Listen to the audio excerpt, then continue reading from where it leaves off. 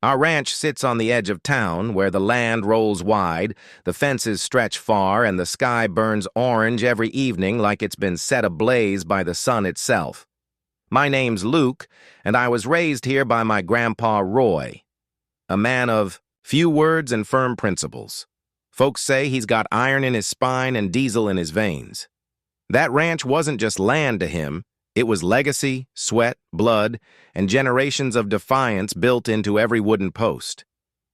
You learn a lot growing up in the dirt. You learn when a calf is sick just by the sound of its breathing.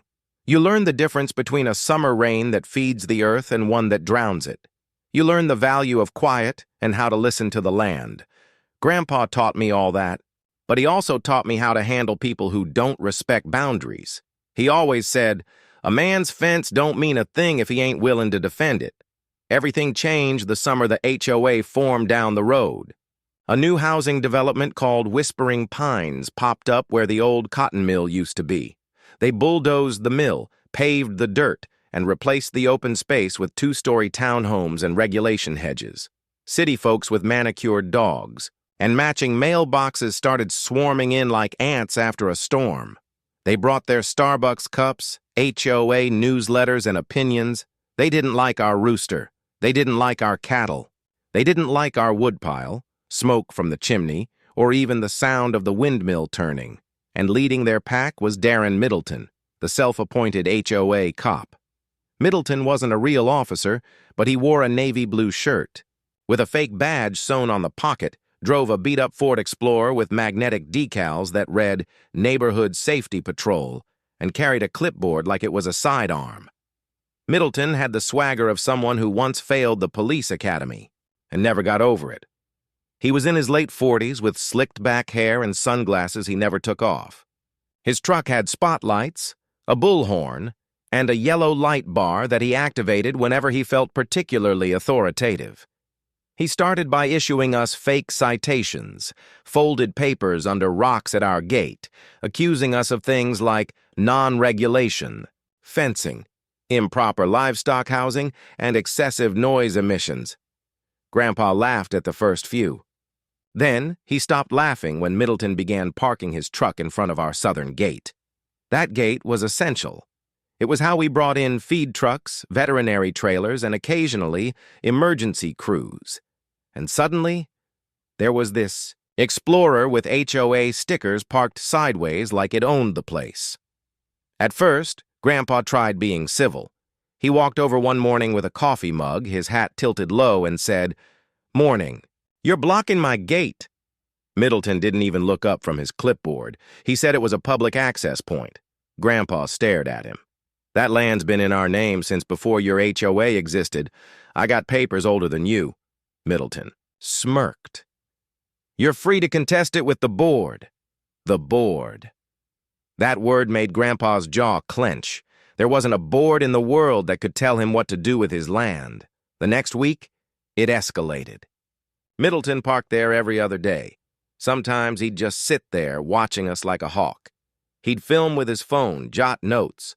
My cousin Ellie, who could back a trailer through a keyhole, nearly hit his truck while moving hay. Bales. He yelled at her for being reckless. Middleton claimed he was monitoring for violations, said we were a nuisance to the neighborhood. But the truth was, he just wanted control. Grandpa didn't like being watched, said it was like a wolf circling the herd. It was getting under his skin. I could see it in the way he chewed slower, spit more often, and stood still longer under the porch light. Then came the Thursday morning when Middleton parked directly in front of the livestock gate. We had a delivery coming in, 5 tons, of feed and a couple of vet crates. The truck driver honked, then reversed, then left. Couldn't get through. Grandpa didn't say a word. He walked back into the barn, grabbed a rusted length of tow chain we usually kept coiled under the workbench. He muttered to himself as he fired up the John Deere, the same green tractor he'd bought in '92 and rebuilt twice since. I followed him quietly. I knew better than to speak when Grandpa got in that state. The state where silence meant more than words. Middleton was sitting in the truck, unbothered, chewing on a gas station sandwich. Grandpa didn't knock, didn't yell. He just walked. Around the back, looped the chain around the rear axle, climbed into the John Deere, and without even a warm-up, kicked it into gear. Middleton barely had time to react. The truck jerked, wheels spinning as the rear end lifted off the ground. He jumped out, stumbling over himself, shouting legal threats, but Grandpa wasn't listening. The Explorer was dragged backward across the gravel, bumping and scraping. Past the barn, down the slope, straight to the creek that ran through the edge of our property. The slope was muddy from last night's rain. The moment the front tires kissed the bank, gravity took over. The truck slid sideways and plopped into the shallow creek bed with a splash that sent frogs jumping. Grandpa cut the engine, climbed down, spat his chew into the grass. "Next time," he said, "I drag the whole HOA in there with it." Middleton stood in shock. His socks were wet, his sunglasses askew. He called the sheriff. Sheriff Dan showed up 20 minutes later, took one look, and sighed. "Roy, tell me that land's still yours." Grandpa handed him a folder with the original deeds, re-recorded 2 years ago after a property line adjustment. Dan nodded. "Looks good to me." He turned to Middleton. "This is private land. You were warned." Middleton fumed. He promised lawsuits, claimed emotional distress, said his truck was city property. Dan raised an eyebrow. "That truck's got expired tags and HOA decals. If you're impersonating a cop, Darren, you might want to rethink your life choices." Middleton left, soaked and humiliated, but he didn't stay gone.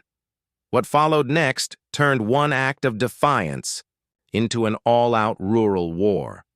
Secret footage, threats of eminent domain, legal tricks, and something Grandpa had kept in a rusted lockbox buried behind the barn for decades. The events of that Thursday lit a fire in our town that hadn't burned since the railroad men tried to seize water rights back in the 70s. Word spread like wildfire. By sunset, folks at the feed store, the diner, and even the church were whispering about how old man Roy dragged the HOA cop's truck into the creek like a bull yanking a stump. It was the talk of the town. Every version of the story got wilder. Some said Grandpa used a chain forged from Watu tank parts. Others swore he did it with just a rope and his bare hands. Grandpa didn't say much about it afterward. He went back to work like nothing happened, sipping black coffee and fixing fence posts as if dragging a government vehicle into a waterway was part of his morning chores. But something had shifted in the air. Something thick and electric, like a summer storm waiting just beyond the ridge. Middleton, of course, couldn't leave it alone. He was humiliated, furious, and desperate to reassert his fake authority. By Monday morning, he'd plastered Whispering Pines with bright orange notices declaring the Roy family a public safety risk. He claimed our ranch violated everything, from noise ordinances to waste disposal codes, and even threw in something about visual harmony under the HOA charter. The kicker? We weren't even part of the HOA. Never had been. Our ranch predated the development by nearly 80 years and sat well outside their jurisdiction lines. But Middleton didn't care about lines. He was out for blood. He started filing complaints with anyone who'd listen. The county board, the State Environmental Agency, the Department of Agriculture, and even the EPA. Each complaint more absurd than the last. One claimed our cows were contaminating local waters with toxic methane emissions. Another said our windmill posed a threat to airspace regulation. Grandpa just shook his head. That boy's throwing sand in the wind and hoping it sticks. Things got worse before they got better. One morning, I stepped outside and saw a group of men with clipboards pacing along our eastern property line. A survey crew. I approached the youngest one, a skinny kid in work boots barely laced, and asked what they were doing. He glanced around nervously before mumbling that the HOA had contracted them to determine if our creek qualified as protected land. Protected meant trouble. It meant government red tape, conservation restrictions, and the looming shadow of eminent domain. In the wrong hands, it meant losing everything. That night, Grandpa was quiet. Too quiet.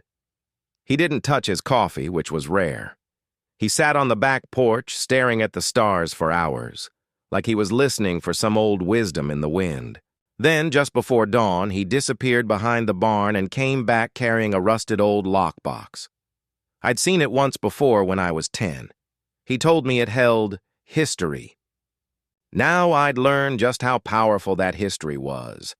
Inside were yellowed deeds, faded land surveys, hand-sketched maps, and brittle documents that crackled with every touch. But one stood out, a contract, nearly a century old, signed in fountain ink by a long-defunct mining company that had once owned the entire valley. It granted the Roy family lifetime water access, not just to the well or the irrigation channels, but to every drop flowing through the creek behind our ranch. It wasn't just a deed. It was a legal sledgehammer. Middleton didn't take the news well. The next day, he showed up at the ranch gate with a clipboard and 2 hired security goons. He shouted through a bullhorn that our livestock operations were suspended pending review. When we didn't respond, he called the county and demanded a cease and desist order. Then he called the Postal Service and tried to have our mailbox removed, claiming we were violating federal property codes. That was the last straw. Grandpa called a town meeting. It wasn't official, just word of mouth. But by that Friday morning, Marnie's Cafe was packed wall to wall. Ranchers, mechanics, teachers, retirees, even the mayor showed up. Some folks stood outside on crates just to hear through the windows.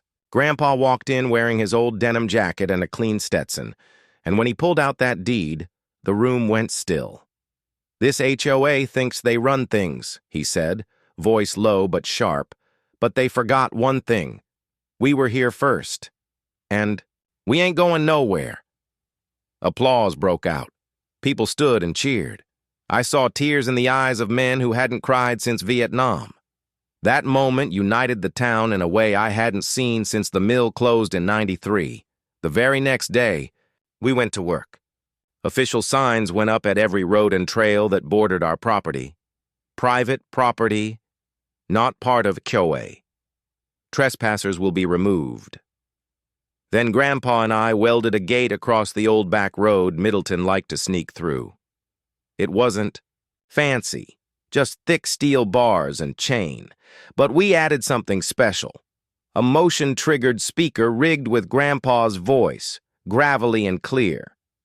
"You are trespassing on Roy land. Turn around or I'll drag your truck into the creek." Again. Within a week, it was legend. Local teens dared each other to go trigger it at night. Someone even made a ringtone out of it. But Middleton? He was fuming. He rallied his HOA board and announced plans to build a community park right at the edge of our boundary. But it was a con. The real goal was to run foot traffic and cars along our outer gravel road. That road, while technically public, was carved through our ranch, and Grandpa had maintained it for decades, paid for gravel, trimmed back brush, even hand-patched potholes after storms. So Grandpa did something so bold, so beautifully cunning, it felt like a page out of Sun Tzu's Art of War. He bought the parking lot, not directly, of course. He used an old cattle brokerage LLC he'd kept active for tax purposes. Quietly, without fanfare, he purchased the only viable half-acre lot, adjacent to Whispering Pines where people could park to access the future park. And then, without warning, he fenced it. Signs went up overnight. Private lot. Pay to park. $150 per hour. Violators will be towed at owner's expense. Middleton lost his mind. He screamed extortion. He filed complaints. He even tried calling the sheriff. But Sheriff Dan just squinted at the fence, chuckled, and said, "Well, it's private land. Maybe don't build a park without thinking about where folks are going to park first." That night, someone, almost certainly Middleton, spray-painted communist across our new gate in dripping red letters. Grandpa didn't flinch. He just painted over it, added more cameras, and started keeping watch from his porch with a thermos of coffee and his .30-30 rifle across his lap. Middleton made one last desperate move. He showed up with two stiff men in dark suits claiming to be from the county zoning board. They carried badges but no warrants and said they had an emergency order to inspect our barns for structural violations. Grandpa just smiled, invited them in, and poured sweet tea into mason jars. Then he made a single phone call. 20 minutes later, a red pickup truck roared down the gravel lane. Out stepped Sheila McGowan, Grandpa's lawyer, a retired Marine JAG officer turned rural, real estate bulldog. She wore snakeskin boots, a silver bolo tie, and carried a folder as thick as a Bible. She didn't raise her voice. She didn't need to. She handed the men printed documents, including a cease and desist, a county injunction, and a fresh restraining order against Middleton for repeated harassment. Then she turned to the fake inspectors and asked a single question. "Are you prepared to explain your unsanctioned visit to the state bar?" They left in silence. 2 weeks later, Middleton resigned from the HOA.